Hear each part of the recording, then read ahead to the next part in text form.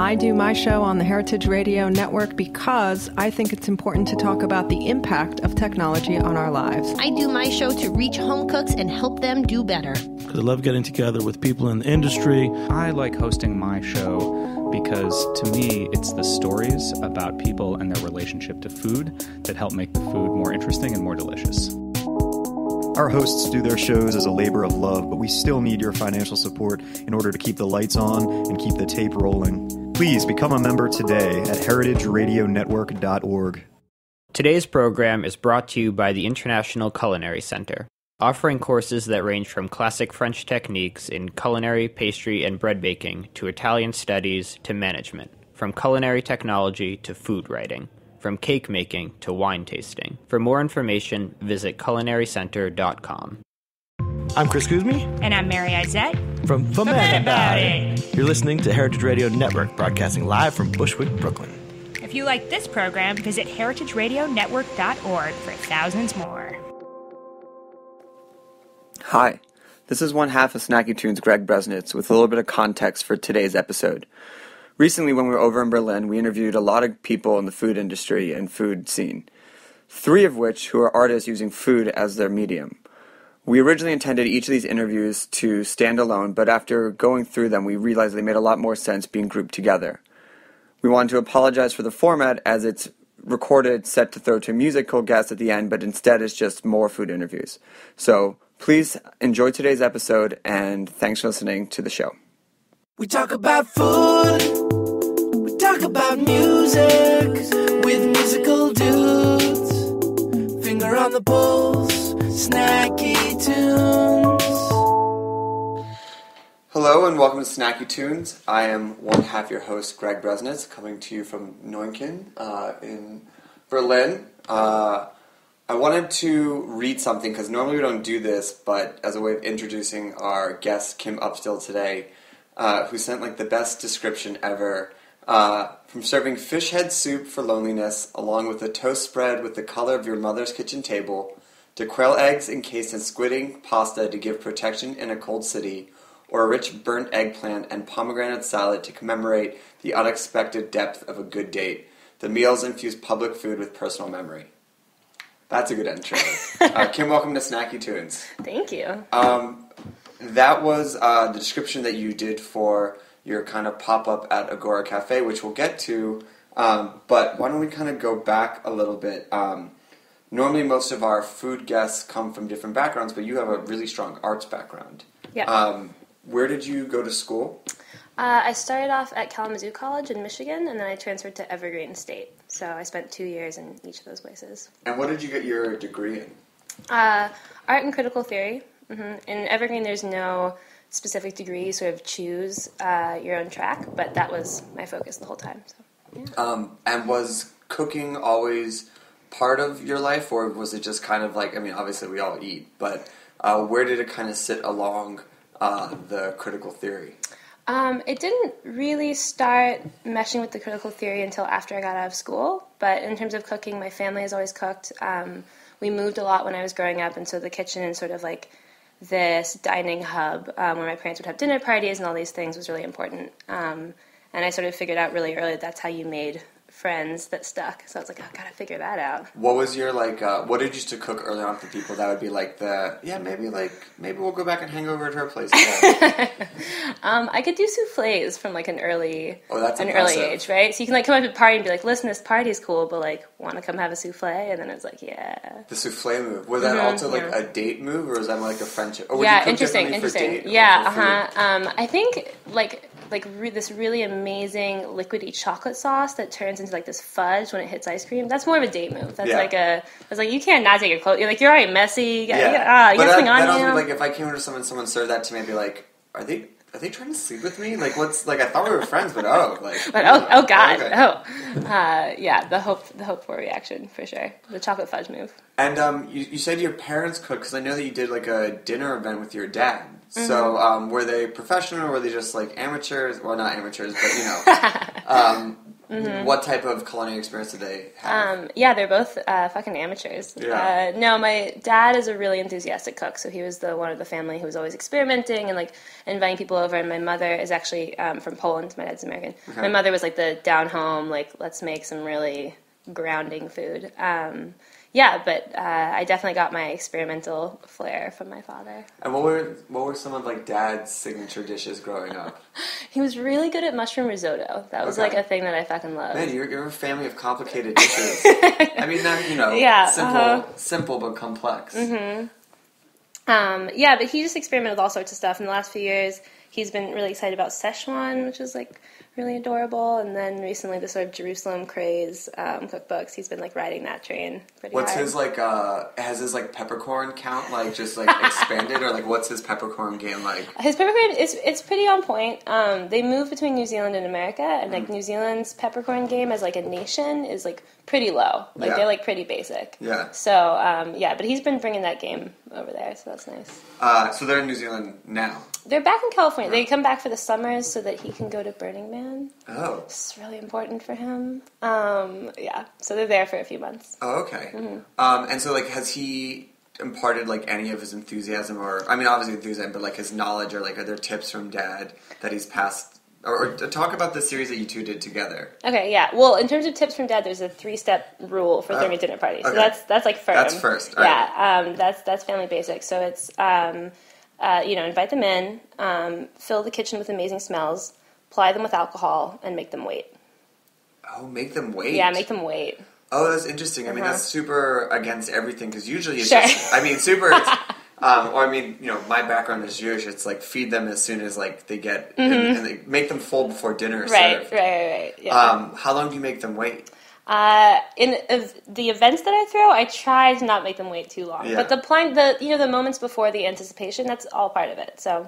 Yeah, I mean, I guess there's a very, very fine line between anticipation and people who are like gnawing their fingers off. Right? Yeah, pissed. Anticipation and pissed. Empty stomach. I mean, because people are like, they're going to a dinner party, they're just going to show up like empty stomach, have some drinks, and then they're just like hammered and nothing's served. Yeah, definitely. Well, I haven't really thought of this connection before, but the ways that I like to cook, this sort of small plate and this like you're going to have 5 of these, you're getting fed, but you kind of are having that anticipation through the whole process. So, yeah.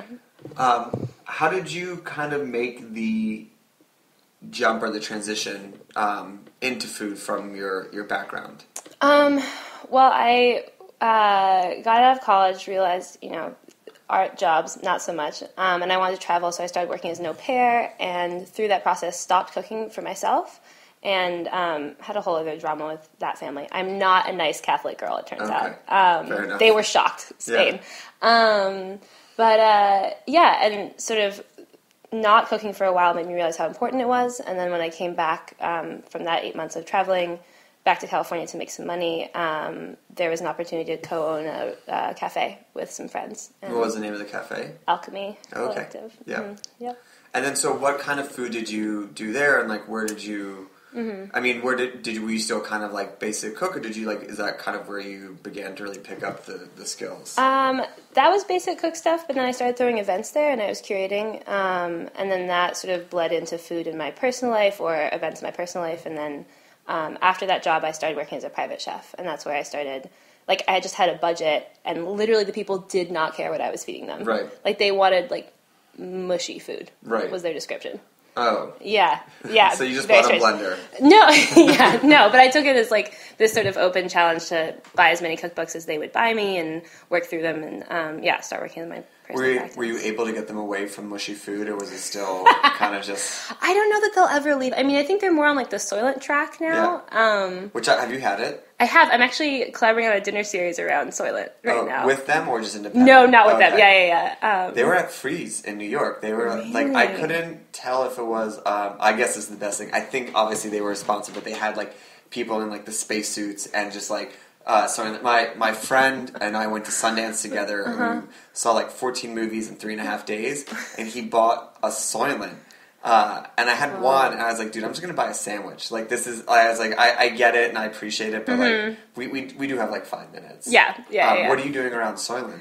It's with, actually, a friend who works in game design. She runs this thing called The Racket, which is, like, a live-action role-play murder mystery thing. So we're just interested in how we could think about elements of a dinner party outside of the physical aspect of enjoying the food together, and how that might work or also be weird. And then from Alchemy and from Private Chef, where did you go next? Well, so when I was working as a private chef, I finally had, like, time to myself. Like, running a small business is not a place where you have time to yourself. So, I started throwing these events. I did that one with my dad, where we tried to work with his memories of growing up cooking in North Carolina and my memories of growing up cooking in California, and then use that sort of, like, those poetic cues to build dishes, and also, like, sensory cues, and then hosted a brunch in my childhood home. Did you have any sensory cues that you, like, misremembered from your childhood? That your dad was like, oh, that's absolutely no. Excuse me, no. You're incorrect. He did not call me out on any, no. It was an interesting process, because he's not an artist at all. He's a renderer and has worked in movies my whole life. And so trying to get any poetry out of him was really he was more concentrated on his end of the pulling memories and things than mine. What were the dishes that you made? Good question. I remember one of them, a more literal one, was shiny steel taco trucks, which was, like, my memory from California and sort of, like, driving around, and his was pulled pork hickory smoke. And so, there was definitely pork in that dish, but also fennel and, I forget, it was, like, a year and a half or 2 years ago. And your approach to events is really interesting. I mean, it's obviously the artist side that kind of comes through. So, like, what is when you're putting together the events, like, what are you looking for? I mean, obviously the food is important, but there seems to be such, like, a strong kind of, like, narrative around your approach to them. Yeah, I have been trying to get good at asking myself what I'm interested in that month, which is not an easy question, because there's sort of things that would be very easy to make events around that I don't feel particularly, like, excited about. So most recently, last week, I was in Italy, and I do this thing called blues dancing, which is... What's that? It's a partner dance that comes out of sort of traditional blues music, but now there's a small group of us who does this sort of alt fusion blues dancing, and very intimate, creative partner dance. Anyway, and so the friends of mine come over to Europe and throw these small events, like 60 to 100 people, where you just dance for the whole weekend and eat together. And it's like not all 60 people dance together? No, it's I mean, probably at some point you might dance with everyone, but it's a partner dance, so every song is just partnered. So you dance, you go eat, you dance, you go eat. I would say, like, you eat, you dance until dawn, you sleep until brunch, and then you eat, and then you dance. It's incredible. Yeah, it's really, really fun. Anyway, so I went and worked in the kitchen for that event in Spain, and sort of remembered why I love that community. I also had a whirlwind romance, and that was nice. And I was just like, I really feel inspired to, like, make something about the types of intimacy that are available in blues dancing. I've also used blues dancing in the past to, like, not date shitty people, like, not do, like, the one-night stands. Like, I'll be like, I could go out and, like, go on a Tinder date, or I could go blues dancing and probably roughly have the same amount of, like, tenderness and, like, intimacy. Probably more in blues dancing. Anyway, so, I came back from Spain, and I knew they were all going to Italy for their last event, and I proposed coming and sort of collaborating with the organizers of the event on a dinner that evoked, like, the reasons that we dance, or the reasons that this, like, partnership idea is important to us. And so we ended up making a 5-course dinner about that. What was, like, the kind of signature dish? Or did you feel one dish kind of encapsulated the event? I don't think it encapsulated the event, but one of the best reactions we got was the dish. It was called The Air Between Us, because you keep a little bit of space in this part of dancing. The Air Between Us, bright, sweet, long, and it was cantaloupe gazpacho with lavender garnish. Yeah. All right, well, we're going to take a quick musical break, and then we'll be back, and we're going to talk about Agora Cafe, and then the concept of fine forgetting. We'll be right back on Snacky Tunes. In my solitude, I'm left with what I can almost bear. Felt the breath of my twin. Turned out she wasn't ever even there. And now none of my evil dreams can ever come true. True. True. In my solitude, cut from the comforts of guilt and blame, the sun falls slowly and my heart beats the same. With no stranger to burn my dreams into.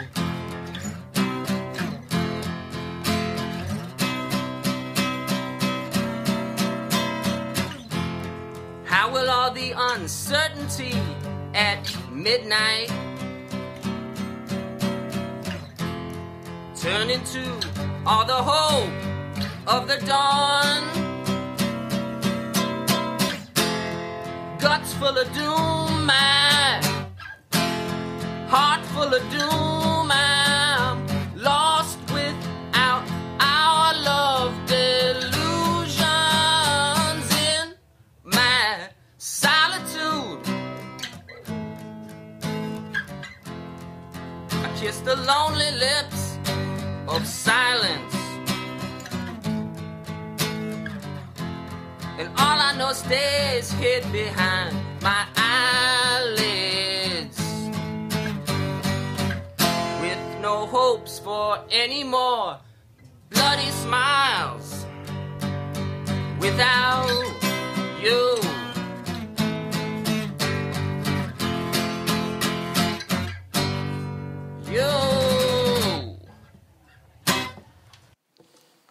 So the way that I got introduced to you is through Agora Cafe, and I'm speaking with Pepe while I'm out here as well. Mm-hmm.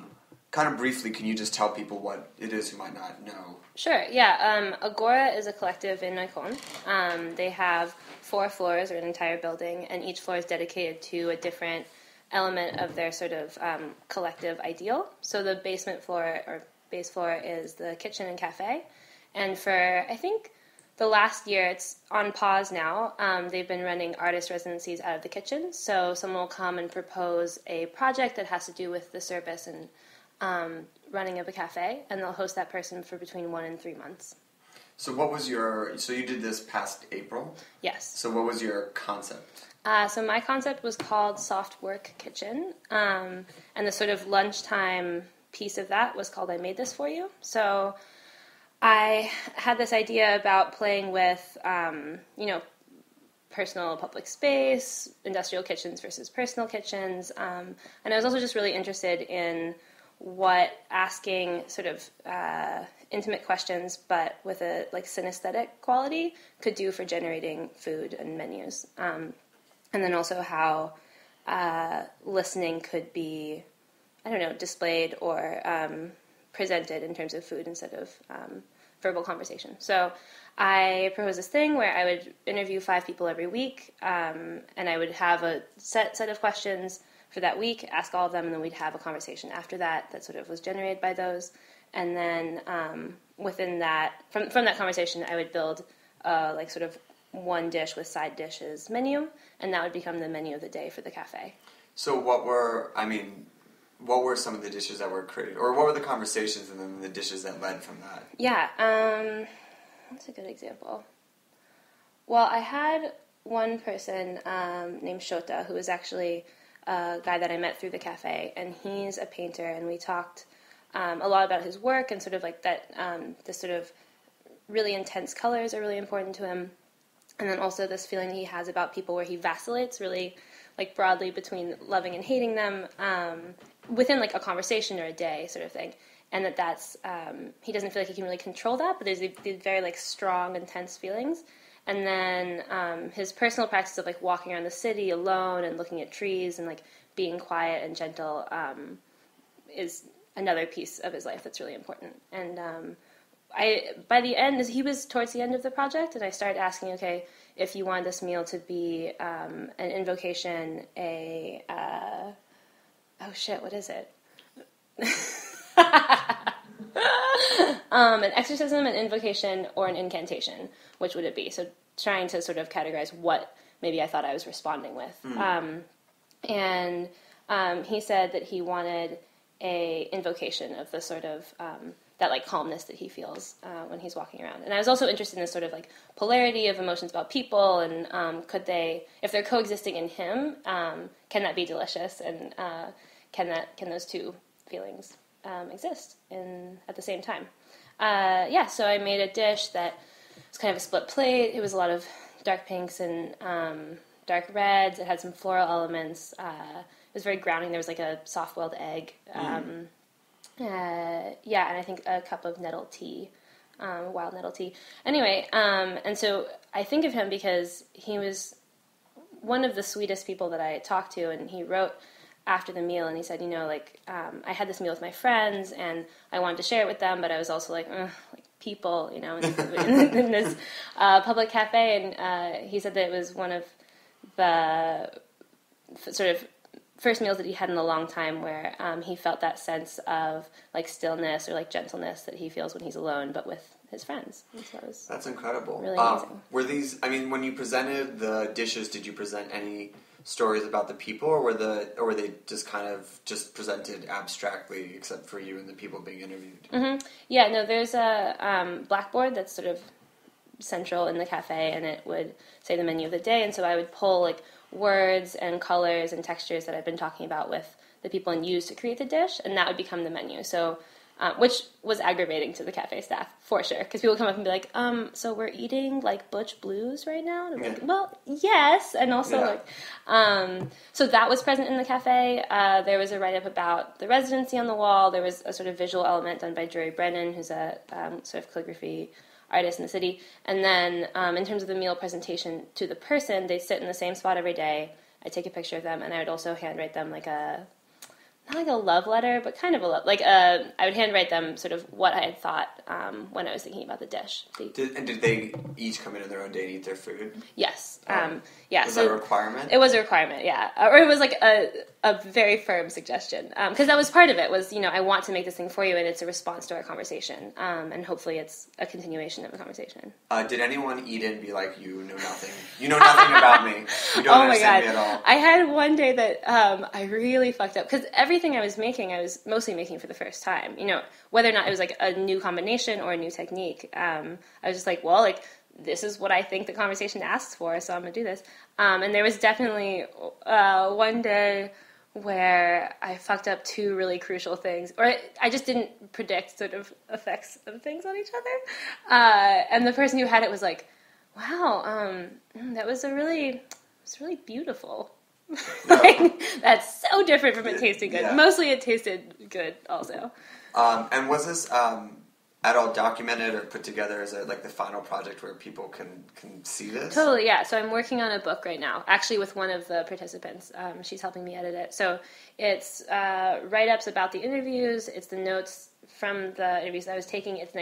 There's an idea about describing how you might go about cooking it, but it's more of like an emotional reaction than it is like, and this, I used half a cup of flour, and then there's the documenting photos that happened every day. Do you also have like the guidelines for people to recreate it themselves? Like, here are the questions that I asked, and like, if you want to interview people, this is... Yeah, totally. Yeah. So one of the things that you brought up in your various projects was this concept of fine forgetting, which is like the erasure of agricultural history. Mm-hmm. And I thought like that was an interesting thing that like as a running through events, maybe you could kind of like talk about the concept and how that plays into like your construction of your food series. Sure, yeah. That term came up initially with Unearthing Roots, Real Californian Cuisine, which was an event that I did in collaboration with my friend who works in the Central Valley in California, and so works with immigrant laborers and people who have really low legal rights. And I was in, the coast and working in sort of this like fine food. So it was like this mashup of like, once you kind of come into this restaurant space or this little bubble of nice candles and tablecloth, you tend to forget the history of where your food came from. And I think that has more conceptually become important to me in thinking broadly about, okay, how do we bring histories and experiences to the table, or have people, I don't know, inspired to work with those themselves through these processes. The fine forgetting thing, in terms of agriculture, was specific to that one event. It's definitely something I'm interested in, and I'm actually talking, Janaki is her name, we're talking about running another series in Fresno. So how much time do you spend going back to California or kind of bouncing around for your food events? I don't know yet. I came to Berlin in October for a different residency at Agora, and that's how I sort of became involved with that scene. And from there I went to New Zealand to write a Fringe Festival show with my sister that also had to do with food. Then I came back here for the April residency, and now I'm taking like a little bit of a break this summer, and then we'll see. The Soylent dinner is in San Francisco, so if that ends up being generative, I'll pop back over there. So it's really interesting. So is like food just one of the mediums that you put your creativity to, or are there other kind of disciplines in the art world that you express yourself? I make zines, but those actually end up tying into menus a lot anyway. But yeah, I would say illustration and writing, but it all interconnects for me. I wouldn't say there's like another one that is disparate. One of the other things I want to touch on is the call to prayer dinner that you did as well, which I thought was really interesting and the concept behind it. Mm-hmm. If you could just explain it and kind of talk about it. Yeah, so that was actually, I think, the first time that I started thinking about food and poetics together. So I was asked to run the kitchen for an artist residency in Italy, which when you get that request, you're like, shut up. That's not a real thing. Yeah. Fine. So this is when I was still owning the cafe. And I went over there, and it was a bunch of performance artists and dancers, and it just became this really rich space for investigating food with them. And the thing that led up to that was I taught a class on sound and food. And so we went around the table. I had like 6 different, this is a fun trick you can do at home. I had like 6 different little ingredients, and we went around and they tasted each of them and said what sound they were for them. So for instance, like the salt cured lemon rind was seagulls for someone. As it is. As it is. I mean, obviously. And so how could it not be duh? They barely need to taste that. Anyway, so we went around and sort of built this idea about sound and food. And then I asked them to each write a sentence they'd been working on from this project they were making, their favorite sentence of the day. They all wrote sentences. We exchanged all the sentences. And I said, okay, you have 20 minutes to go into my kitchen and make a 2-bite dish that evokes this sentence for you through flavor. And the results were incredible. Like, people were so amazing. And so from that, I started thinking more about how I could give that back to the group. And I made this thing called Call to Prayer, which was another prompt from this sort of residency. Which was thinking about the elements of calls to prayer, so sort of like a long note and a bright note, and then like a really lingering thing, or lingering sound. And I made this very small 3, it wouldn't even be bites, like 3-lick plate, and we all sort of went through it together. And then what was the kind of the reaction, the result from those dishes for the people that were like part of this process, or how did that influence like what you cooked for the artists over time? It turned dinner time conversations a lot more interesting. Like, people started being like, God, what sound is this stew? It was an incredibly small budget, so the amount of sort of experimentation that was allowed in the larger kitchen was a little limited. But it ended up that part of the show that was generated through the residency had these like food element qualities, or this sort of consumption. And I think that it influenced that. I mean, one of the interesting things about your projects is that the food you are cooking seems to adapt to the art project that you're working with. So what are some of the things that you kind of look for when putting together menus or the food you're going to serve people? Is it like the art they're performing, the narrative they want to tell, the just kind of like the discipline it is, or like, how does that, change? Yeah, I mean, a good example is right now I'm working with Gunthaler 9, which is a gallery here, and they're doing a thank you dinner. They just won the Space Award for Berlin, so they're doing these like personalized thank yous for all the performance artists and to some extent collectors, but I think mostly artists and workers who have been in the space the last 5 years.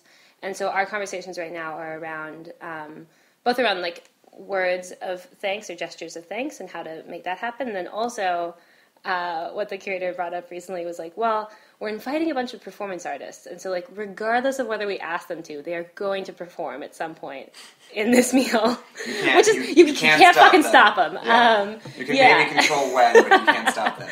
Right, and so another piece of the dialogue is like, well, how then do we imagine the food to be to invite that in certain parts, or to not, obviously we can't like schedule anything, but how maybe to have a section where like these colors and textures or like ways that you're being invited are, I don't know, more appealing to performance. Yeah. Last question. One of my favorite types of art is surrealism. If you were to make a dish for the surrealism movement for like Andre Breton or Magritte or Cherico, what would you serve them? Oh, I would have a very long conversation with them first, I think. And I would really try and pull whatever, I don't know, like odd aesthetics they had in them right then, and then work that into a dish. Not an answer, but we'll take it. Sure, yeah. Okay. Well, thanks for making time.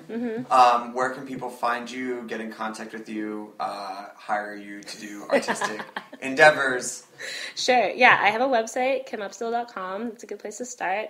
I'm on Facebook. My Instagram is Luck and Salt. So you can find me there. That's as well. really good. Thanks. Well, thanks for joining us. We're going to take a quick musical break, and then we'll be back with the second part of Snacky Tunes.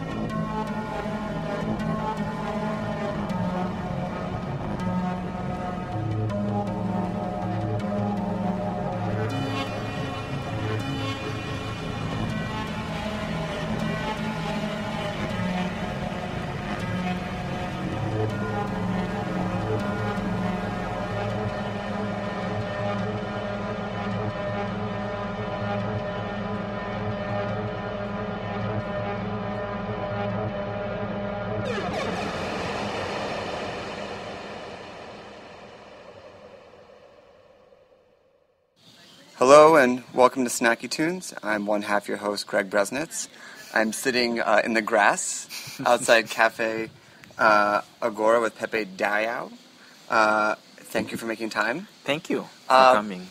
Yeah, before we start to talk about your cooking, let's talk about your background. You've been educated seemingly all over the place. Yes, I'm a leftover of many experiences. Yeah, what are some of the... Well, let's do like a greatest hits of those experiences. Okay, let's start with...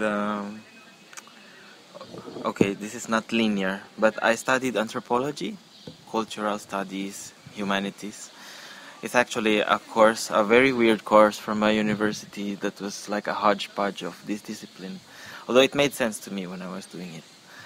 And I also learned dance for 7 years. I was performing it there in Manila, where I was born. And which styles?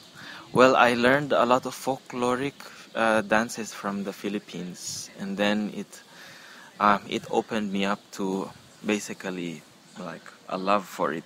That I started to learn other dances and I started to travel more and I found many other dances that suit my taste and I learned it. And so now I practice dance aside from cooking and I do both. And it's something that both styles of cooking and dancing are kind of nowhere. A mix of all these flavors that I have learned in different places. You self-taught? Yes. But one of the things that I read about you that I thought was interesting, you said that cooking was a type of nostalgia for you, like for your memories. Well, you got to start somewhere, that's how I started with cooking. It's this magic formula of a guy or a person going out of his country or place where he grew up most of his life and then be displaced somewhere and then suddenly you're in a different space, not just in a different geographical space but in a different social configuration. You find yourself alone a lot most of the time and there seems to be a lot of writing and thinking and happening. And so I tend to start to have nostalgia, especially at the beginning when I moved here to Europe. And I started cooking. And I remember that the first moment when I cooked, when I basically sauteed onions, garlic, and tomato, and I stopped in the middle of it because I said, why did I just automatically sauteed onions, garlic, and tomato? It's not because I thought about it, it's because I remembered suddenly. My body immediately remembered. I was hungry and I just started cooking. And of course the actions I made were things I have observed for thousands of times in my grandmother's kitchen. So this started for me a kind of school of cooking that has to do with remembering a lot of these past memories. That's why I said my story or my greatest hits is not very linear. So now we go back to when I was young, like from 6 to 12 years old, when I was with my mother and with my grandmother a lot. And when you saute, when you cook, you create a smell, and the smell brings you to another point of remembrance of the past that is more flavorful, I guess. Well, memory is not always accurate. It's memory. Of course, I know that for a fact because since we started our cooking project, we also have been doing some side studies like in neurosciences. And how related is the sense of smell, the thing that we call smell, with the part of the brain that takes care of what we call memory. And the memory is also connected directly to the part of our brain that makes imaginations. So our memories are basically imaginations because... So how much of the cooking that you do or your memory is real things that happened or things that you've kind of conjured up and kind of pushed together? I think they're halfway. They are in between this, like, because the remembrance, what gives it to you is an inspiration to enact something now. you can always try to reenact it, but you can never have the same thing. And of course, especially if you're in a different place, you find other things around you that also inspires you. So there's a simultaneous process of your memory reaching out for or imagining the past, and you basically sensing what is around you. Is there a particular dish that you have cooked that you feel is like very emblematic of this kind of mashup or neuroscience study approach that you have? Our lunch today. Okay. What was lunch today? Because today, that's actually one of our inspirational concepts in our kitchen. Well, we try to cook tapping on our memories and tapping on, like my co-cooks in the kitchen. We always try to be inspired by what made us awake when we were growing up. And so each day we prepare a dish that was inspired by our past, a dish that we always ate, and then we recreate it here. So for example, today is adobo day. So it's this stew from the Philippines that is kind of a mixture of Chinese and indigenous and Spanish influences. But every Thursday I recreate adobo, and but using, like, giving itself an opportunity to use other ingredients, especially the things that are available here.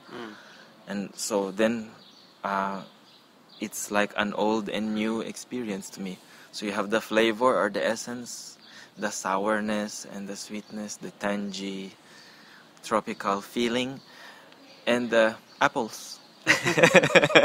Speaking of here, can you give a little background on Agora Cafe and what is it? Like, what is it as a place? What is its mission? Yes. Its philosophy?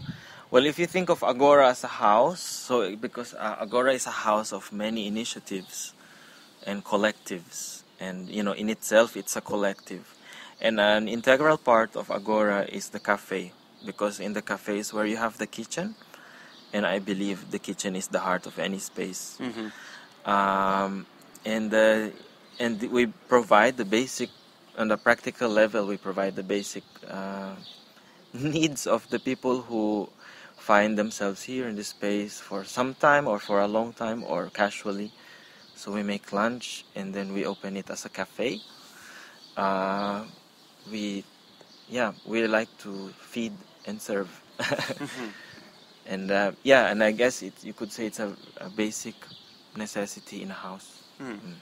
And there's also been a rotating food program as well too, or guest chefs, right? In the past 5 years, Agora has been evolving. In the past 5 years, it has not always been what it is now.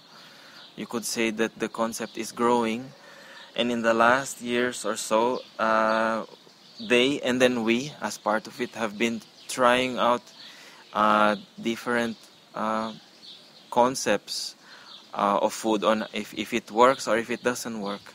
So we pose it as a kind of project or as an initiative, and then we put it into practice and we put a certain timeline to see if it works or not.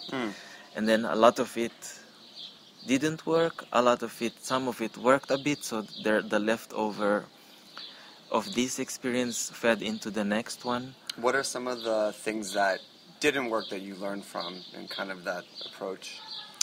Well, for example, one of the most important thing that we are learning now, because of the fact that we changed our food programs all the time, is the importance of consistency in terms of communicating it to a public, because our space is public, and we feel the need that we need to create a frame that the people could somehow hold on to, so that they know that at these times we are here, or that they can receive a certain kind of service or content. And actually I think we've never done it. We always have a different thing every day, and now we're trying to create a menu that you can print, and that which is such like a basic concept for so many other restaurants, but for here it's interesting that you arrived now after 5 years. After 5 years. Because I think deep inside we never envisioned it as a restaurant as we know restaurants now. I only, in my career as a cook or as a chef, people call me chef now, so I accept it. I only had 4 months experience in working in a restaurant. I call it another residency. I wanted to know how it felt and to see, and I learned a lot in terms of certain ways of doing. What type of restaurant was it? It was a Korean restaurant. Okay. I never cooked Korean before I worked there, but I learned for a weekend. Cooked for my ex-lover. And then, after 4 months, I said, it's enough. I realized, thank God I had the practice, that I don't want to cook like this. And then somehow I found Agora, or Agora found me, or both. Probably both. And, suddenly it's a space where there seems to be a very loose framework that I could fit in somehow and keep developing more what I'm doing. And this is what has been happening in the past 2 years since I started getting involved in Agora. One of the things that Agora does really well is your Wednesday producer... the food assembly. The food assembly, yes. Yeah, which is an incredible concept. How did that kind of come together, and how were you able to convince the producers to kind of come and assemble here? Well, like I said, because food assembly is in itself an autonomous collective, so they created an initiative like this. It started in France, actually, in Paris, but it grew into London and in other countries like Belgium and here. And the idea was to create a neighborhood meeting place where the neighbors could collect produce, and create a little bit more social way of shopping, which, it has its challenges as well. But that's how it happened, and the initiative of Food Assembly saw the space, and they found it conducive, or they felt it was conducive to create such an atmosphere here, and that's how it started. There's another project here that is involved with us. It's called the Real Junk Food Project, and it's a collective that forms partnerships with neighborhood bio shops, and they make a choreography of collecting this organic produce, and so it forms part of our food supply. Oh wow! So the leftovers of the bio, they are fresh, but they are leftovers. And it's funny because our kitchen, our collective, the ones that take care of the kitchen is the Nowhere Kitchen. And our philosophy is inspired by leftover, or cooking with what is there. Well, we're going to take a quick musical break, and we're going to talk a bit about Nowhere Kitchen and a few of your other projects, and we'll be right back on Snacky Tunes.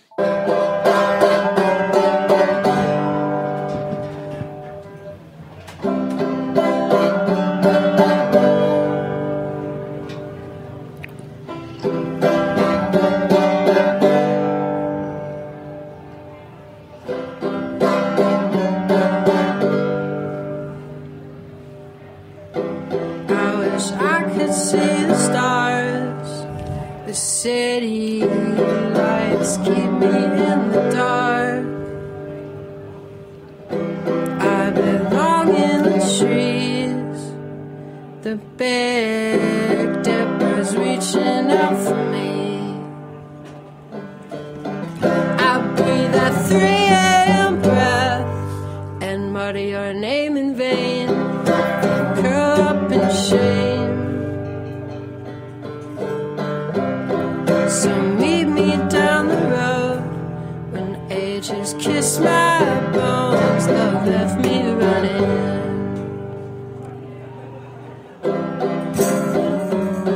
I will keep your soul safe. But how can you make love stay? I will keep your soul safe.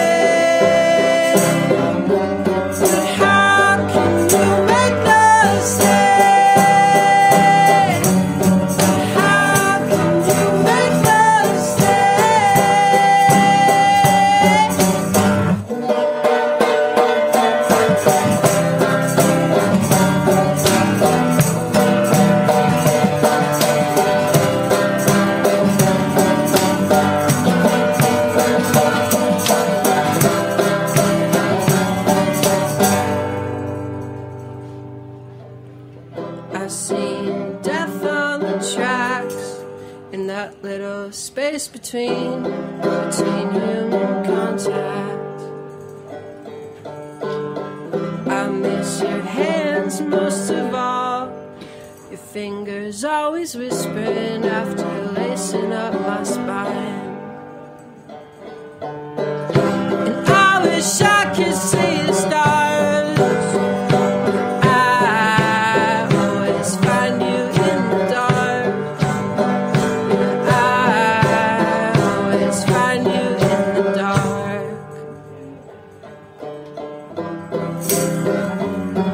I will keep you so safe.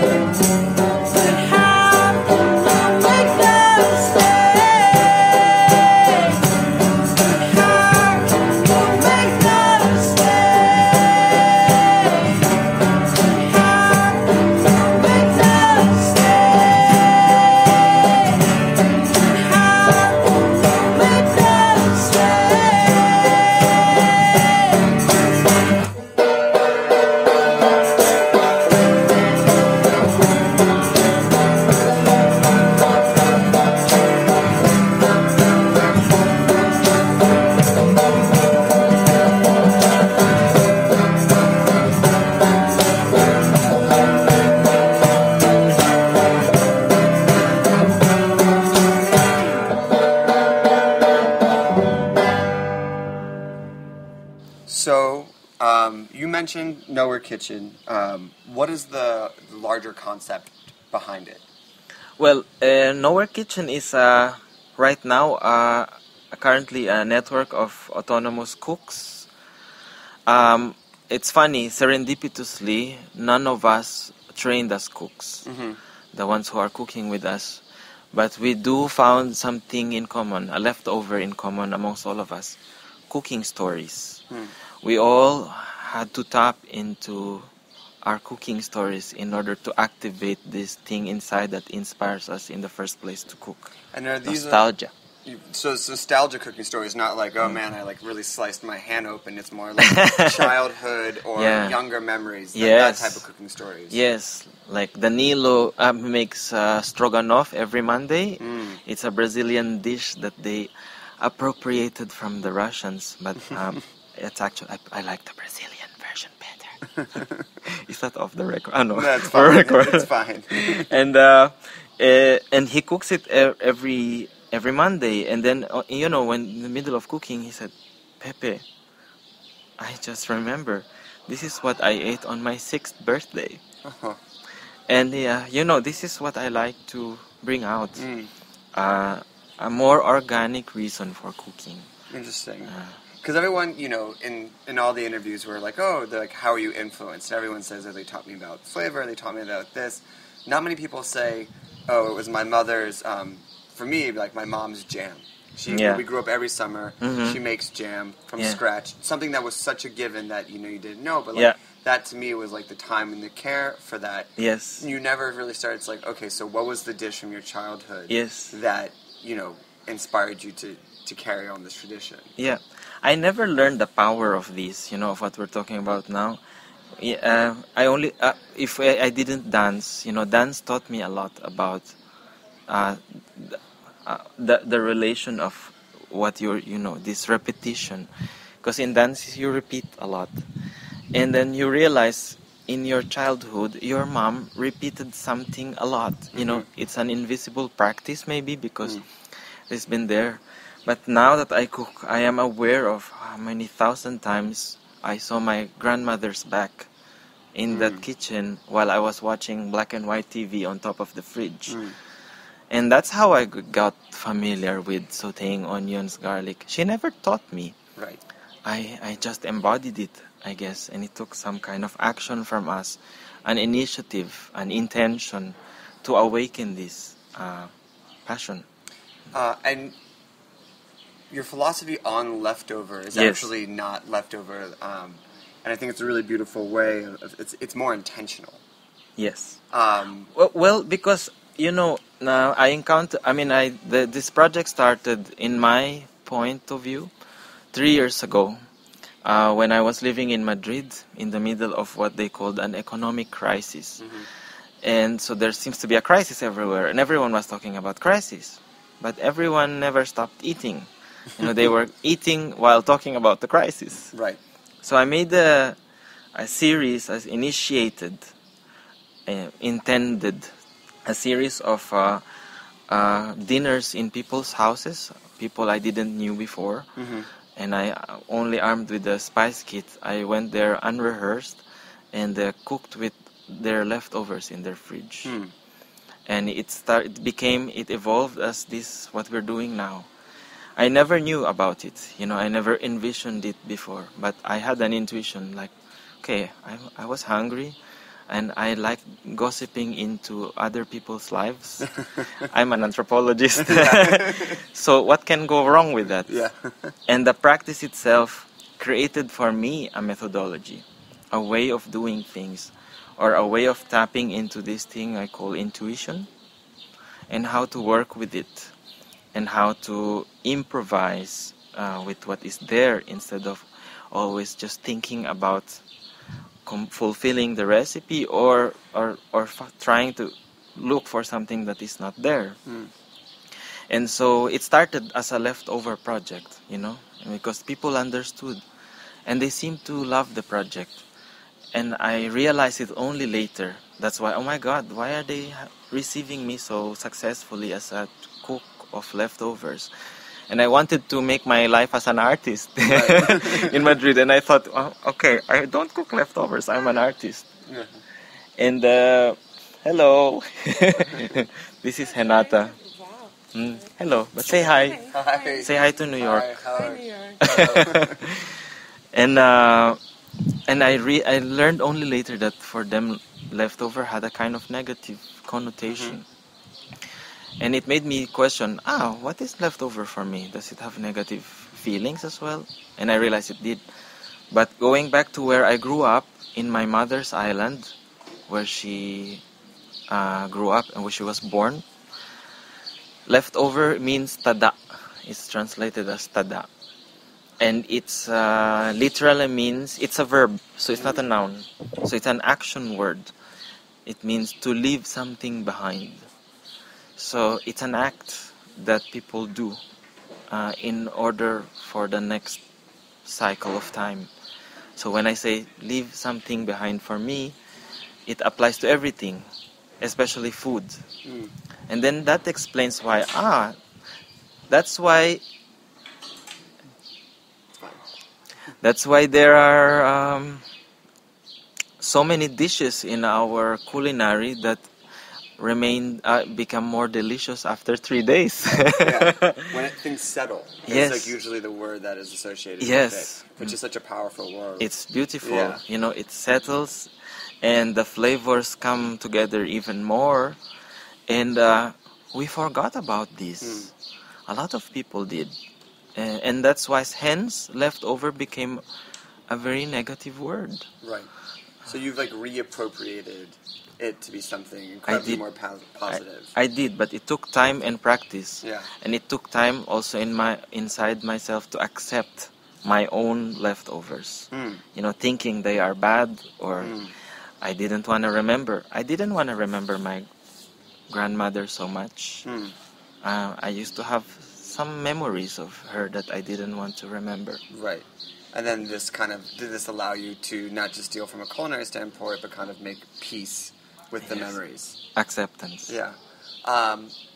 One of the other projects that you are doing is the spice roots. Yes. Which I think is also, and this is I feel like maybe a little bit more on the fun side of projects. Well, I'm having fun now. Yeah, but I mean, the leftover thing is so deep and so personal. Spice roots, to me, at least as I understand it, and correct me if I'm wrong, it's kind of like tracing history through kind of travel and recipes and kind of like how things kind of came.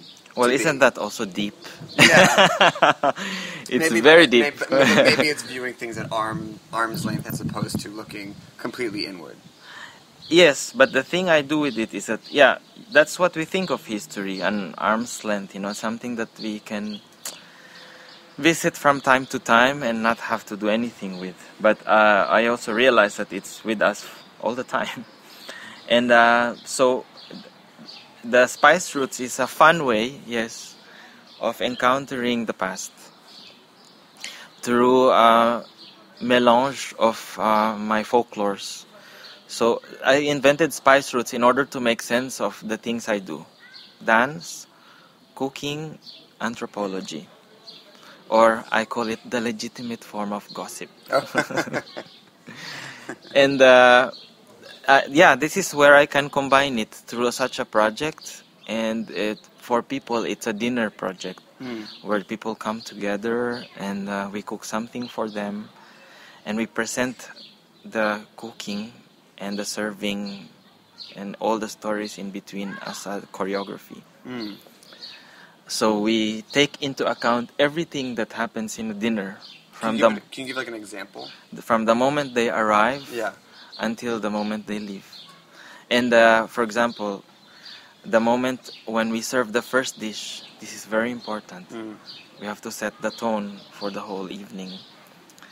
At the beginning, we let people feel free. They do whatever they want, and we let them inhabit this kind of, what am I doing here? What's going to happen? And then at some point, we create some kind of ritual. So the first act, for example, on the last performance we did of this, the first act was the making of the last dish. So we made it in front of them. And we just improvised. We started with one element, and we let it build up on us. This, it could be anything, an action, a sound. It can build up into, it can grow. So we do it like that. So we have a frame. It's a dinner, but inside this frame, inside the 4 or 5 plates courses we serve, is a kind of frame for improvisation. Where we try to flow in the form of dance and music making, incorporating sounds of the kitchen as well, and the actions of the kitchen. For Sounds of the Kitchen, is this where like the sound recipe series came from as well? Yeah. Well, it was a kind of another spontaneous project that coexisted without me knowing it, and then we found each other. What was the other project? The sound recipe. They started. It's a neighborhood. It's a local community in Italy. You found this video. And I happened to be traveling to Italy. I was traveling without money, so I did a project of 5 weeks without money. Card, plastic, or metal or paper. Nothing. At least none of these. And I found myself through some networks of people meeting this group who were doing sound recipe, and I stayed with them for a week. And they shot me, and I did and we chose a space that was already there. So it was a storage room filled with washing machines and televisions. I thought it was like, is this where he lives? Because where did he get all the washing machines? Yeah. It's like a total artist's dream. No, for me, it's such a beautiful space. When I saw it, I had no doubt that it was there. And we built the kitchen there. So after this shooting, we made a dinner for about 30 people. Yeah. In the garden with 5 olive trees. Yeah, it's a stunning video, and just the sound of it. And is that you singing on it as well? Yes. Yes. No, I mean just the whole thing. He made me sing, But I mean, I think for me, it was after reading about you and doing research, that video encapsulates with the dance in it and the cooking and everything. It's such a beautiful 5 minutes of what you are about and how it's all interconnected. Yes, and I could see the nose hairs protruding out of my nostril. Of course, that's what you see. Yes, but thank you for seeing some beauty there. So last question, advice to maybe the listener who wants to maybe kind of cook from their own nostalgia and their own leftovers. Where would you suggest that they begin? What would you suggest they look for inside of themselves to begin to find their own recipe? Sometimes it's I find in the experience of meeting so many people, I find that looking inside is sometimes the hardest thing. So sometimes you have to start somewhere easier. The fridge. Go to your fridge and find something that surprises you. Because people don't think of it that way, but there is. And I found it in a lot of people's houses when I make an ethnography of their inventory of their leftovers. They said, oh, I didn't know that was there. You know, the fridge for me functions a bit like the subconscious. Yeah, in between this conscious and subconscious, where suddenly you forget certain things and that are out there. And if you try to cook something with it, maybe something will happen. I won't tell you what. Okay. Well, thank you for making time. This is the best outdoor setting ever. Isn't it? Yeah. So if people want to find you or get in contact with you or ask for you to come and raid their... Or if they want to cook with us, or if they want us to cook there or here or nowhere. How can they find you? nowherekitchen@gmail.com. Perfect. And we also have a website-ish thing. You know, our website is not so updated. We're more updated than our website. But they can find some information through nowherekitchen.com, or if they Google Nowhere Kitchen, maybe they find us too. Yeah. And sometimes I get surprised by what I find when we Google us. Well, thank you again. Thank you. We're going to take a quick musical break, and then we'll be back with the second part of Snacky Tunes. Ciao!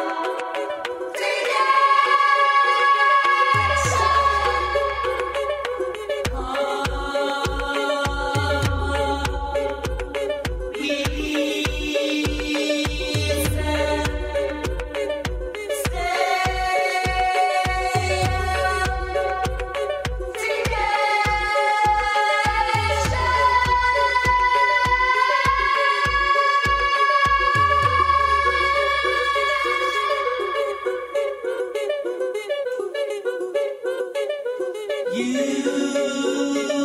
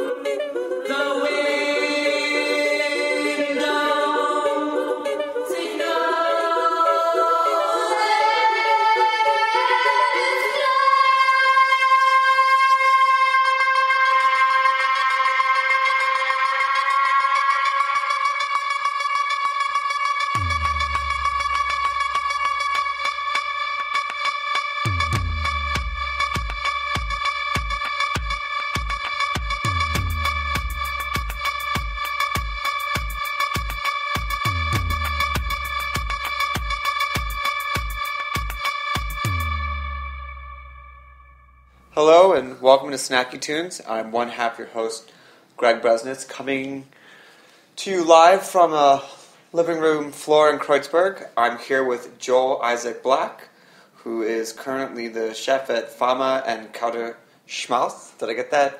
Fama Kauter Schmaus, that's correct. And I must make a distinguishment. I must distinguish between, in the German language, chef means boss. Oh, okay. And I would be a cook. You're a cook. I'm a which cook. Which in the States would be below, you're just a cook, like a line cook, as opposed to like captain of the ship. No, but you also in the German Ausbildung system. This is when you're learning a trade. Yeah. And traditionally, the cook will have a 3.5-year apprenticeship, and this is the Ausbildung.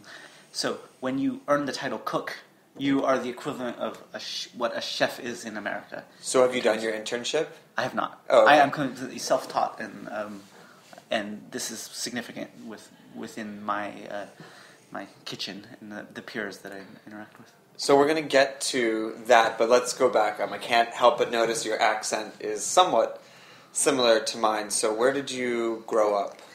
So I was born and raised in Dallas, Texas, East Dallas, and this was in 1981. I was born, and my parents were essentially, I think, I'm the third of 3 children. So I was, I think they started to figure out their American lives, but they were both essentially Europeans, born of refugees from the war. And my dad in Philadelphia, my mother spending some wild hippie years, born in Italy, France and London, years there, on vacation. My dad is a muscular frisbee player. I think he did the old throw the frisbee near the pretty girls, and then like, oh, I didn't see you there. Can you throw that back to me? Impress my mom. She never went back to England. I think marriage and maybe the first kid came along around the same time. And in 1981, they're in Dallas, Texas. They're on their way to Berkeley, California to live the hippie dream. My dad had some friends. He had ridden on the Ken Kesey bus out to the festivals, full on. And their whatever automobile they had runs out of oil in Dallas, Texas. I think my dad gets a job hammering roofs as a journeyman carpenter, and 40 years later they are still living there. And of that time, like, were you of like the white bread like kind of family, or did you kind of like the early days of like the co-op kind of like natural food scene? Well, I think their initial grounding of their marriage was really based on some pretty dynamic and experimental views. I know they even experiment. My dad has a long Jewish heritage, and my mother, of course, Italian Roman Catholic. Neither of them were practicing, but they were, their quasi religion was extreme nutrition sourcing. And of course, in 1981, Dallas, Texas, the background was Mrs. Baird's bread, the Wonder Bread, local Wonder Bread, hot dogs, hamburgers, yeehaw, Dallas, Texas, as everything that you imagine was true. And they and a couple other conscious thinking families, I think out of sheer necessity, formed got a license for a school. So this was a combination, a school, a food co-op for sourcing the staples of their organic diet, vegetarian diet, and also Montessori schooling, like I said. And were the school and the co-op combined? They were definitely overlapped. Okay. I was the third, so I came along, I think, when it was more of a public thing. When it began with my older brother and sister, it was literally a small group of families who combined their purchasing power for organic foods, and this at the time meant finding soybean products, meat alternatives, of course. Some macrobiotic diet was worked in, even though this is a bit fringe as well. And then the kids themselves were offered this diet in our house, and this also was schooling, emphasis on Montessori principles of excelling at your own rate, emphasis on arts, and So what was like typical dinner in the house? And you're a lifelong vegetarian too. I am, and my parents were very, very clear from the very beginning. When I was not under their roof, I was free to experiment with any diet that I chose. They really encouraged me. Did you ever sneak meat? No, to this day I still have this excuse. I don't know how valid it is, but that if I really wanted the hamburger experience, I don't have time because my first hamburger is going to make me sick.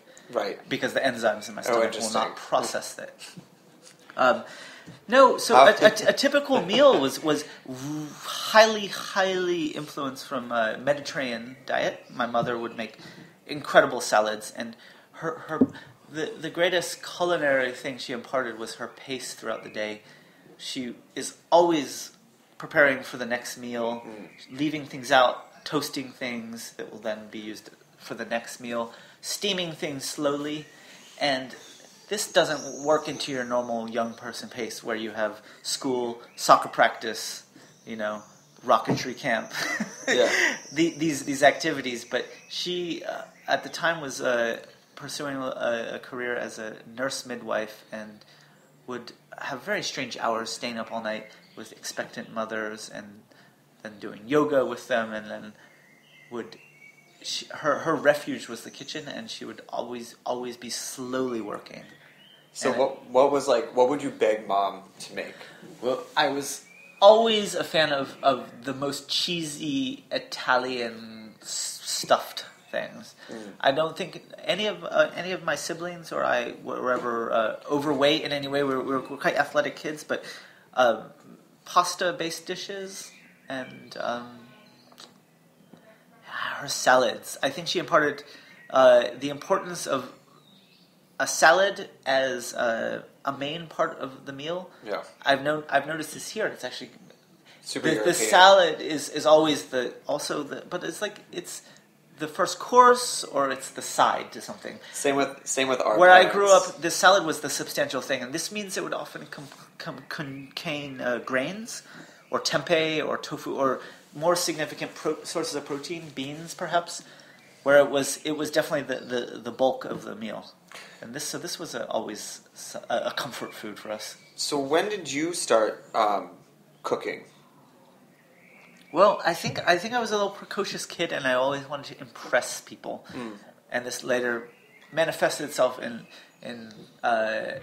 extrovert musician roles that I've played. But it definitely was. I wanted to be the guy who chopped the parsley the finest to show off.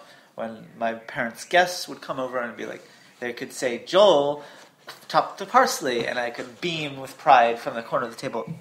So I really took these roles really seriously, and I remember being like, okay, well, I'm the parsley guy, and I would definitely be very protective. So if a brother or my sister would be like, "I'll make the salad tonight," it was, no, this is my role. This is my duty. So this was kind of like an early little culinary experience for me. And when you moved to LA, you started cooking for the house you lived in, right? Yes. I think I was always, if you've spent time in LA, there's always like, oh, it's Joel. He's the guy who's in this band, and like his other thing is he's this. As we tend to identify with the little activities that we are most vocal about. We're all maybe drunk together at some bar, and you're like, what's your deal? And in LA is the big smoke and mirrors, like maybe we're all waiting tables. I happen to be working at a record store, which I was very proud of this role. But name check. Amoeba Records, and hello to all my friends who are still there in the trenches, and what a wonderful place and experience that was. And so the follow-up to an introduction in LA was really, okay, so what's your deal? And I was, like everyone else, I was in a band, so that didn't make me feel any cooler. I think I was, not this is motivated by ego, but I also was like, no, I can cook. I'm not afraid to say that I can cook. And this was about the time that I feel like I started to assume ownership of this legacy that my parents passed on, because you spend your teenage years, I think, questioning a lot of things, and then it's about this time, my first years in LA, in an undergraduate college, and seeing how poorly certain other kids, through no fault of their own, were getting nutrition by meal plans in the cafeteria and or just naivety about their own cooking. This empowered me when I realized that I had been imparted some really holistic, organic traits, and I was able to slowly cook for people in the dorm rooms with very, very limited... What would you make? I mean, we had like a toaster in the common room next to the toast is big right now. Right. I think I guess I had a sadistic way of like being like, sure, I can cook for 20 people, and I can get it all at like a little Mexican mom and pop store in East LA, and so it was a matter of resourcefulness from what was available. Do you remember did any dishes or any meals that you cooked like still stand out in your mind as like a proud accomplishment?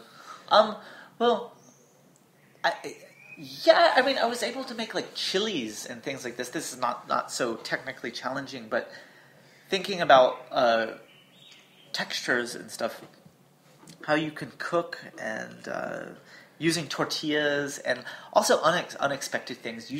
I remember using sugars from candies. Like if you just toss some red ring lollipop into something, that sounds disgusting, and it is, but there's a lot of sugar in that you can use then for something else. And really, using color, artificial color from like candies and unexpected sources, and combining things, I think was a surprise.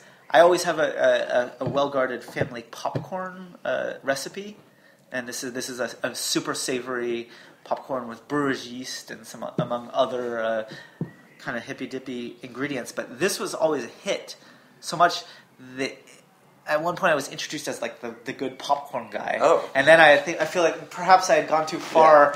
Yeah. Maybe that's like I'm also in a band. It's like, no, you're the popcorn guy. Yeah, super exactly. sorry, dude. You don't want to paint your, this is like being typecast or as an actor, And so we have a mutual friend, John Wyatt. Yes. Who I think you did your first official catering gig for. That is true. He was a great believer, and like so many of the relationships I met in the record stacks at Amoeba Records. Do you remember what he was buying? I don't remember the first time, because, and I can, as we speak, I can visualize his face peering around the corner. Hey, Joel, got anything new for me? Yeah. Because he's one of those guys who, he's got the slow burn. Over the course of a couple years, he's going to have the best collection. Yeah. He may not always be scoring the best thing, but he's so consistent. And he found a way in going east to west for whatever meetings he had. I think he would always, definitely 3-4 times a week, make his pass through the record section. And in that consistency, got some incredible stuff. And I also remember this first time at his house.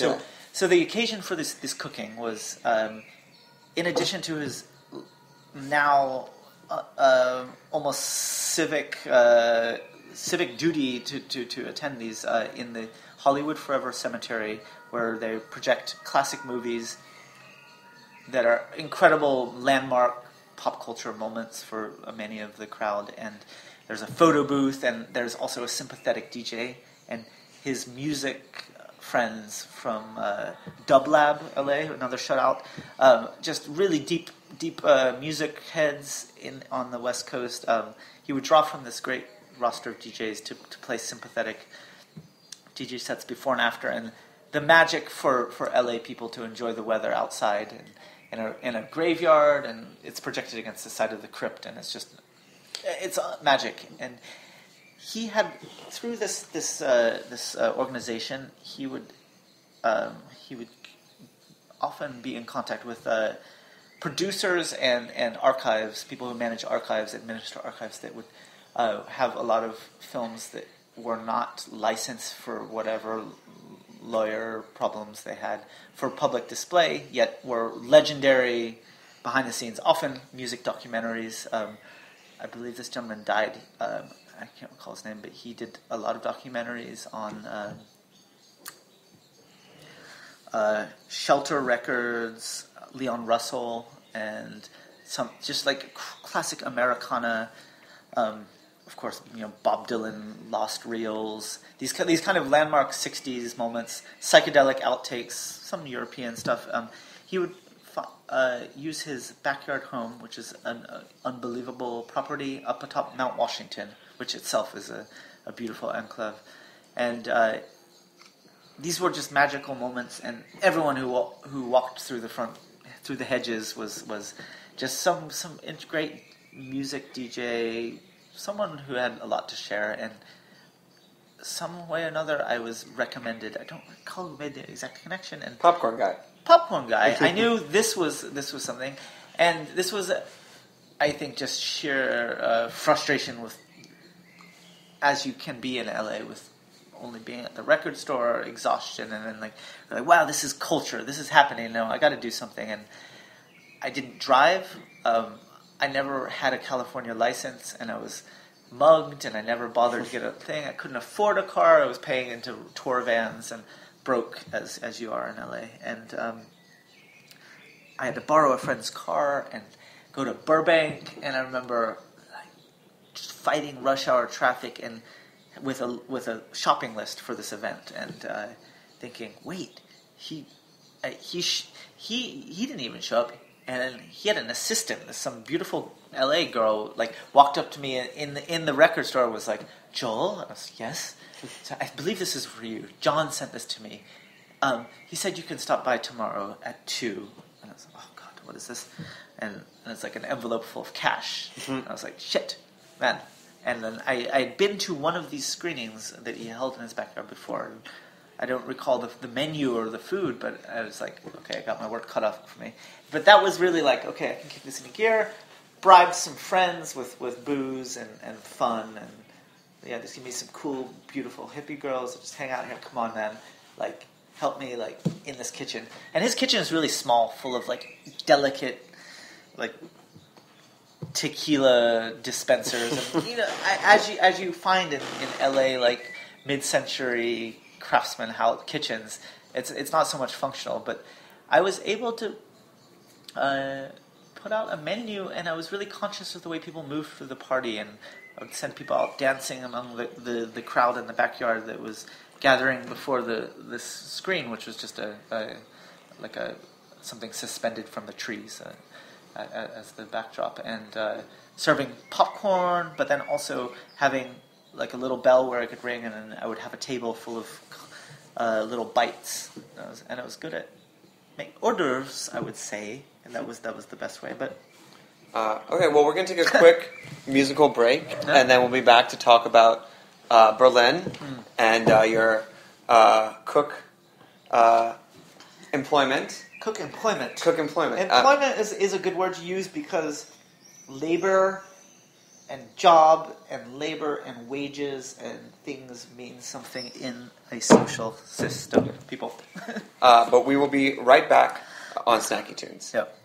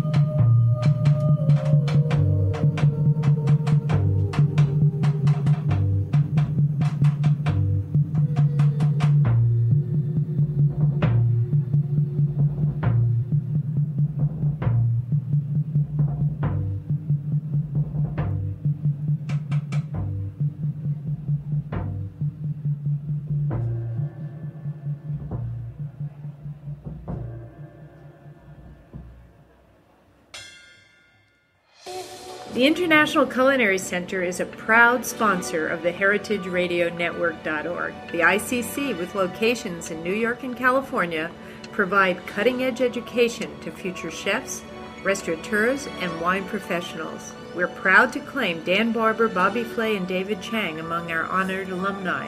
This is Dorothy Can Hamilton from Chef Story. Check out our ICC website at internationalculinarycenter.com. So, what is the current landscape of the Berlin food scene in 2016? This is a broad question. I was here 2011, and like anyone arriving in the city, they say, okay, it used to be cool.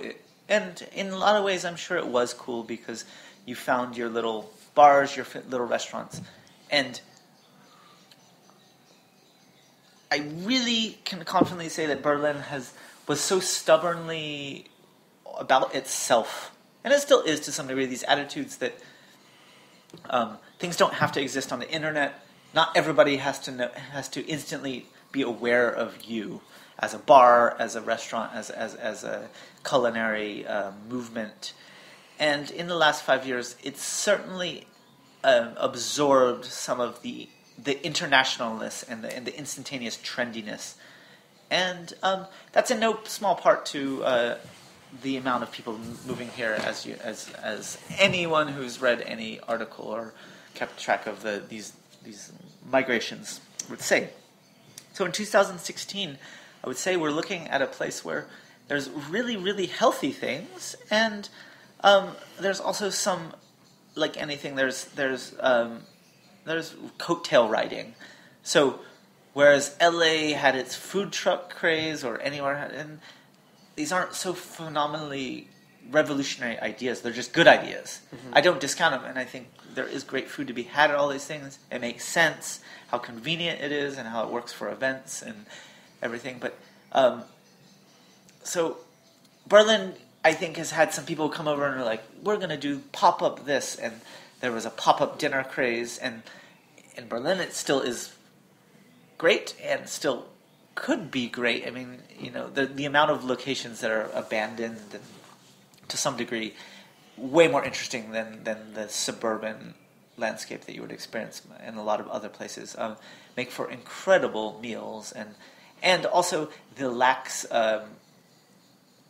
level of code enforcement, which is the theme of so much of from the techno clubs, and all the culture of the city is try it first, and maybe your next year we're going to give a visit and you can get your papers, your taxes, your things. I mean, some incredible, citywide, city-famous things were so impromptu when you look behind the screens. These were not financed, organized businesses. Anything you want to call out? No, it's not that. Yeah. I have plenty of examples, but there... This has allowed for such experimentation. So along with the great things that have come from this, that maybe have in later years legitimized and normalized, there's some things that's fallen off. I would say a great thing is just here in Kreuzberg, our neighborhood, some incredible cycle happened. There was a local market, and we say Markthalle. So essentially this is a beautiful structure that was a red brick structure with vaulted ceilings. It kind of resembles actually like a Victorian flower garden with the type of steel open skylight construction. And this was virtually empty, and I mean sad empty. There was a textile discount. This is like where you get 3 T-shirts for 99 cents. Like complete sad businesses. There's a Lidl, or maybe it's not Lidl, but one of the discounted supermarkets. Quite sleepy place and completely dusty. And over the course of the last years, through a series of events and extreme tactical marketing, this has become one of the most populated, gastronomy-centric communities in the city. And this includes 2 or 3 markets a week, which include food stalls that are cooked for. They're so packed, they're no longer pleasant. I won't pretend they're even... I haven't even gone to one in the last year because a block away it's already a bit hectic. That's how popular they are among kids, and the convenience, the pedestrian access to this place is beautiful. But the background that a lot of people don't know is the organizers are really dedicated slow food people, which of course is self-explanatory. Nothing that heritage itself came from the slow food movement right. as well. But a lot of the stands itself are small producers that have, in the last 5 years, gone from quite humble, really modest positions in the sense that they just showed up and were desperate to sell their wares, the things that they grew on their farm, and or if they were meat producers, the products that they were bringing to market have now become like bywords for the trendiest luxury meat, dry-aged meat. I'm a vegetarian still. Our restaurant, where I work now.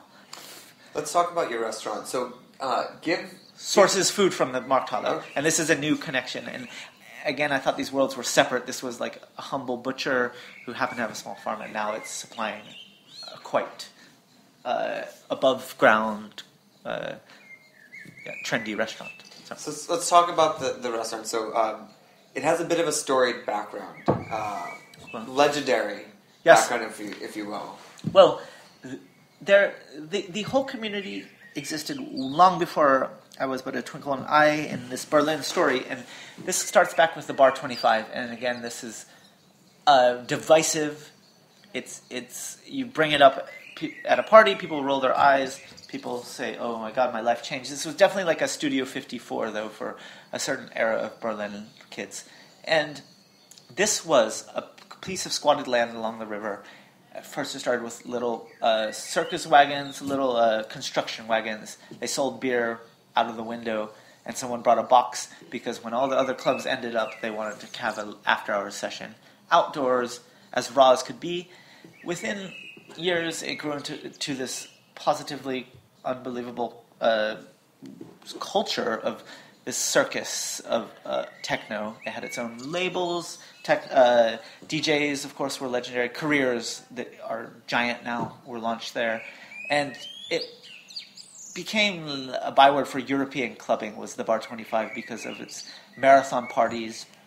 But, of course, at the same time, it was a political thing because it was on squatted land. And eventually they got thrown off, not after having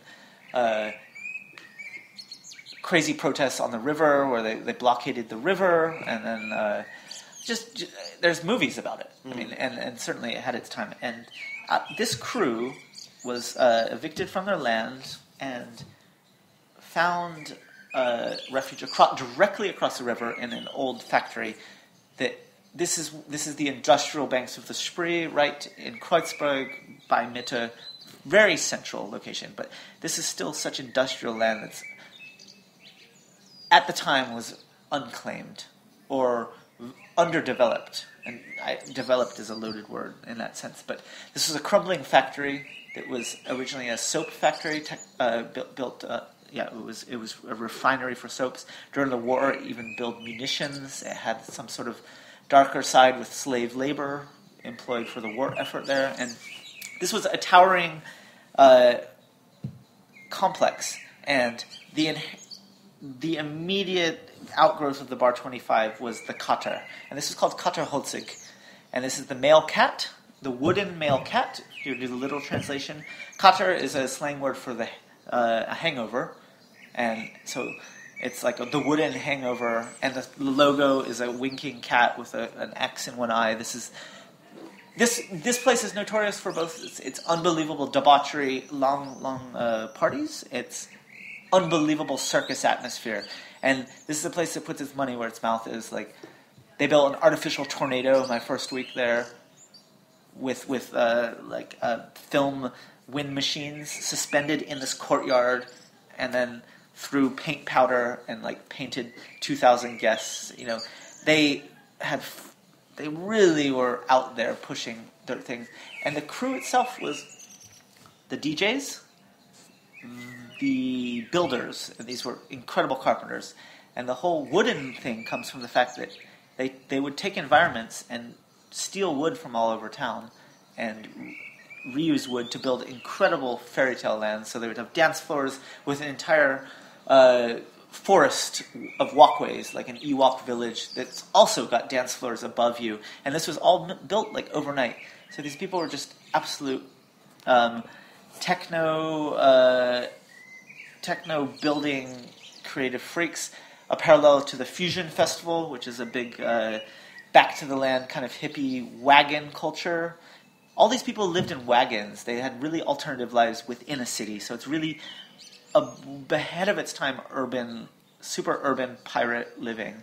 So where does the food that you're cooking, or how does that kind of fit into the whole landscape? So the couple days after I arrived in this country, desperate for a job, penniless, living on in my girlfriend's flat, she says, well, Joel, we're going to find you a job. And also being an American, not even an EU citizen, this puts me on the third tier of working allowance, meaning any job with a contract that I'm allowed to legally get paid for goes to a German citizen first, then an EU citizen, and then third of all, perhaps an Auslander, or someone from beyond. And even then, I would have to file significant paperwork to be allowed to work. So I was here on an artist visa as a musician, and I suppose it doesn't matter anymore, but I was through a friend of my girlfriend's who is a German woman who was a waitress at the time. On top of this techno-pirate rave factory, because it literally had a factory with a smokestack, and every room was super industrial. You might see like gears laying in the corner, and then there's a rave on this other side. Beautiful restaurant. And this grew out of the Bar 25. The Bar 25 had a restaurant too. So as well as these people built this rave empire, they had their eye on gastronomy, and I think they involved some of the more sympathetic characters from the gastronomy world in Berlin, but who were also into the party, because this is really about the cult of the nonstop party. This is probably cliche now, and it is, but at the time I think it was still something that people really identified with. This was alternative lifestyle. This restaurant was founded originally in Bar 25, but came into its own as the Kotterschmaus. And this was the top floor of the big factory. So as you ate, the smoke machine and the unbelievable strobe lights would waft up from below. But this was a wooden... It looked like the galley of a ship, and it was an unbelievable place. We did about 200 a night. And what would you serve? So the menu itself was, I would say, German, with emphasis on European classic things. And again, we had different phases. We were 6 of us in the kitchen, and it was always an open kitchen. This is also a principle of the place. It's performative. We had clowns going through. We had classic through by the table. Everything wooden, everything breaking. This is the chaos that was embraced by the place. We had magicians going through who would go by your table. You would play a little like shell game, and if you won, you would take some unbelievably alcoholic shots for free. It was the canteen for the people who would later go party, and it had conspicuous consumption. The menu itself was quite traditional, though. So this goes with 5 starters. You'd have a soup. Everything rotates every 2 weeks. This was great too. But we had a soup, we had a seasonal salad, and then we would have a fish of some kind as a starter, and then a vegetarian option, and so on. And then the main course still would adhere to the I would say a classic German thing, which is the piece of meat with a really, really, really flavorful jus. This is the sauce, and nothing else on the plate. Big white plate, and we're known for having a really good steak. And we had a private herd of cows in which our Rinderfleisch, my English fails me. Our beef came from a specifically raised community in Argentina, and this became the classic. So now, if we were to go have dinner there, this thing, has the menu evolved, or like what can you expect to eat now? It certainly has. Well, long story short, this factory was only supposed to be 2 years. We got another 6 months extension towards the end, and then we were kicked out again because the owner like anyone, has sold it to richer investors, and it's now luxury apartments. One of the last days that we're ever expecting to exist as a community, and this is 200 employees. Not just, the restaurant was about 20 people, but the whole group of builders. We got a call. There's the old Bar 25 land, the homeland across the river, which we look at every day from our perch. It's on by law is going to be auctioned off because it was owned by the Berlin trash collection company. Long story short, with the help of a Swiss pension fund, which is the charter of this fund was to promote inner city cultural things, put up an insane amount of money. They got the land back and redeveloped the old Bar 25 land, in which our kitchen has moved back over across the river, and we're the Fama restaurant. We're in an archway of underneath the S-Bahn rails. So as the commuter rail cuts across the river, going right into Alexanderplatz, right before that, it's right on the river, and in one of those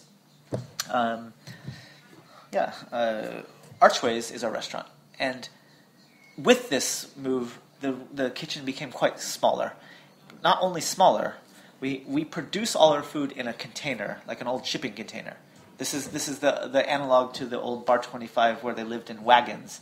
They now use containers and repossessed material from ports in Hamburg where all of this extra shipping material is, and they build buildings, clubs, and entire functional parts of the land out of these containers. So we have a production kitchen that is hidden from view, that's in a container, and then because by law underneath the train tracks, and this is a federal German safety law, we're not allowed to cook with gas. We have a show kitchen, in which an open show kitchen that opens up to the restaurant and the bar, in which we use induction cookers, and this is our kitchen now. Because of this change and the concentration of this, our capacity is much smaller, and the menu has changed. We're still essentially, you order your starters, then your main dish, and then of course dessert is optional. And these are expansive menus on the dessert and the bar side. But we still have 5 starters. But the main difference is we have 5 starters, 5 mains, which would be usually your beef option, fish option, usually some kind of pork perhaps, and then a veggie option, and then a surprise option. Usually we are always sourcing random things from our suppliers. But the main difference is the sides. The traditional German kitchen has what you have a Beilagen. This is the side dish, which means you have your meat, and then you have your veggies around the side of the plate. But the meat is the main thing, and there's a little bit on the side. Now our sides come on their own, and they appear differently on our dockets in the menu, and it's almost tapas.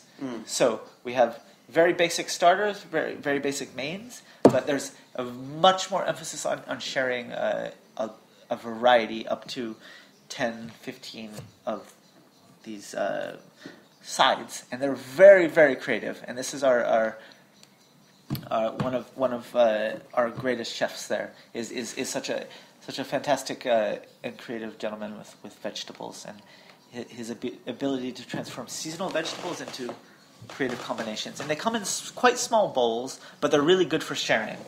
So that's the structure of the menu. Well, I want to thank you for joining us on the show. Where can people find the restaurant? Where can they find information? How can they come eat there? Well, we are part of an incredibly dynamic project of which we can perhaps provide links to, but the whole land in which the Bar 25 used to be is called the Holzmarkt, and this is a nod to its old use. Before the turn of the century, it was the Holzmarkt. This is the wooden market, so it was the timber market as things were floated down the river. This includes a preschool, a theater, an open-air venue, co-working spaces. It's an urban village. And this is the charter where all the money that's been invested in the place is coming. So you can find the restaurant there. Right now, we are cooking through around Christmas this year, 2016, in our little place that's adjacent to the club, Katerblau, which still continues to the club tradition. And we will be cooking here until we move to our permanent spot, which will be twice as big, which is right on the riverfront, about 100 meters down the river. and it will still be right there, Holzmarktstraße 25. This is bar 25, of course. And this will be open by Christmas. This is the plan. Where it's wild. We're watching the construction site next to us every day as we go up, and it will continue to be a thriving environment anyway. We're cooking for all the DJs, the politicians. As an American, it's crazy. About once a month, we have the U.S. ambassador to Germany, of course, based in here, Berlin, with his Secret Service men, like, stake out the front of our venue, and then he comes and dines with us. So I think we're doing something right, we've been written up in the New York Times, and I really have, in the last 3 months, I've noticed our crowd to be such a beautiful international thing. So amazing. Well, thanks for joining us. Thank you for your patience. Yeah, no, of course. I'm honored. Come see us in Berlin, please. And we will be right back after a short musical break. We talk about food, we talk about music, with musical dudes, finger on the pulse, Snacky Tunes. Thanks for listening to this program on heritageradionetwork.org. You can find all of our archived programs on our website, or as podcasts in the iTunes Store by searching Heritage Radio Network. You can like us on Facebook and follow us on Twitter at @heritage_radio. You can email us questions at any time at info@heritageradionetwork.org. Heritage Radio Network is a non-profit organization. To donate and become a member, visit our website today. Thanks for listening.